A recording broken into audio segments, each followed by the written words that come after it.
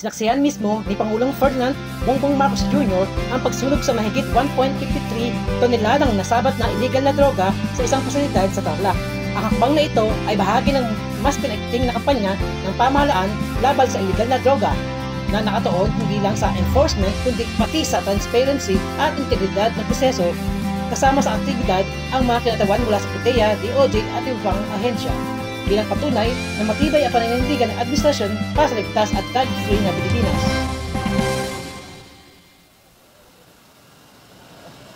Magandang umaga sa inyo lahat. Pumunta lang tayo rito upang makita, dahil nais kong makita kung ano ba talaga yung buong sistema mula sa pagkahuli ng mga droga, tapos sa pag-testing, tapos finally sa pag-destroy sa mga nahuling drugs. Kaya dahil kailangan tiyakin natin na yung mga nahuhuling drugs ay talagang sinisira at wala nang pag-asa na bumalik pa na maibenta pa, na makuha, ibang i-report. And that's why I'm here today, just to see how the system works, para very, very solid yung system natin from the capture and of the illegal drugs all the way until the destruction of the illegal drugs also.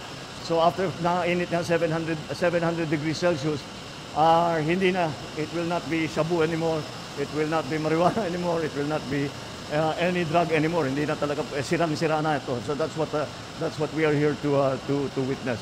700 degrees with that long period of time, 10 hours na linuluto, palagay ko makikita natin na sira na talaga yan. And that's why we are here today. So I'm glad that the press is here para makita ninyo kung ano ba talaga ang sistema. I'm also happy that I was able to get the opportunity na makapunta rito para makita ko rin ang buong sistema from the capture all the way until its destruction. Maraming salamat. Thank you.